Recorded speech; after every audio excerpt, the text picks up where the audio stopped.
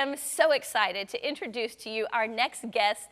If you are a huge fan of the show Duck Dynasty, we laughed so much in our family, then you will be quite familiar with these two incredible ladies. Miss Kay and her daughter-in-law, Lisa Robertson, are here with us to share about their new book, Sister Roar. And you just want to hear that roar. Claim your authentic voice, embrace real freedom, and discover the true sisterhood. Kay and Lisa, we are so glad to have you with us on Hope Today. We're glad to be here. Yeah, thank you guys for having us here. What do you mean by roar? I mean, Tom's a little nervous over here. Where does the roar come from, and how in the world does that tie in with sisterhood? Well, I believe that, at certain times in your life, there are things that you go through, and it produces a roar in your life. I know, with moms, especially right now, the moms who are defending their children in schools and, through the school board right now, there are times in your life whenever you have a roar, whenever you are defending your marriage and you're standing up for your marriage and you're not giving up. There are times in your life whenever you're standing up for your sisters. And at those points, you are roaring because you are telling Satan, get out of here. We've got this. And, God is behind us. God is the one who is holding up our arms, and we are not giving up.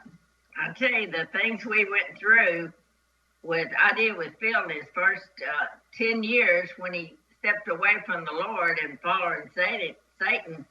I mean, I had been taught by my grandmother to always fight for your marriage. She said, you need one husband for one life. My grandmother never quit telling me that. And I kept saying, I'm not going to worry. I'm going to be happily ever after, just like the book says, those books. She said, those books are incorrect, Kay.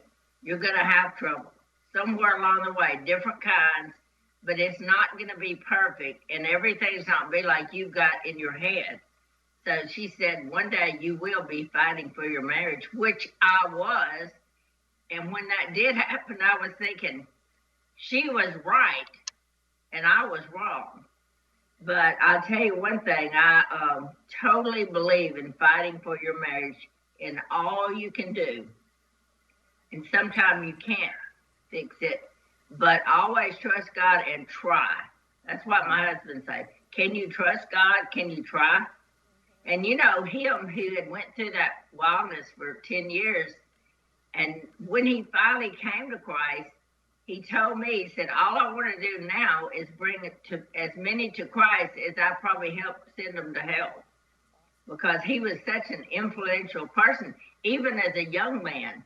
His mother told me that when she came to school, he was 6 years old, and he was standing at the top of the steps, and all these kids were down there under him, and he was talking. And I think Phil's just been that kind of man since he was a boy. And so it's been a real journey. Lisa, how important was it for you to be really honest and vulnerable in this book?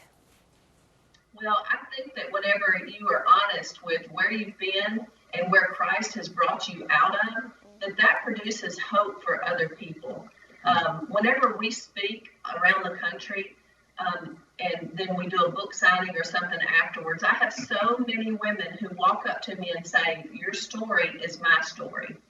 And I had one lady, I was speaking at a March for Life, and she came up to me afterwards and she said, my story is your story. And whenever I was younger, I had an abortion, and I've never told anyone about it. She said, my husband knows, but no one else knows about it.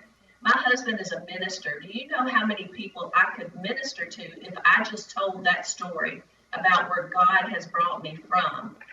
And so, what you do whenever you tell your story and you tell how God has brought you past that struggle, you inspire people. And they feel like, well, if she can do that, then I can do that too. And I love how you said Miss Kay treated you when you went through some rough times in life and maybe you did make bad decisions. And I was so inspired by her unconditional love for you. Could you talk about that? Well, whenever I came into the family, I was not very close to my own mother. And so Kay actually became my mother figure. She taught me how to cook. She taught me how to take care of my children and to take care of my husband, because I'm telling you, the Robertson men are a different breed. So you've got to know how to take care of them. And so she, in essence, just became my mother. And all throughout our marriage, no matter what kind of struggle that we had, no matter what kind of fight we had, if I was right and he was wrong, then she would tell him, "You're wrong about that." She was never afraid to tell her own sons that they were wrong and that their wife was right. But at the same time, whenever I was wrong, she was gracious enough to tell me also, "No, you're wrong about that. That's not the correct way. That's not how God wants us to act." And so she's loved me for Mother's Day. I was posted on my Facebook, and she has loved me for the last 40 years, just as if I was her own child. And even through the mistakes, even when I hurt her son terribly, she still loved me because she thought that I was worth saving.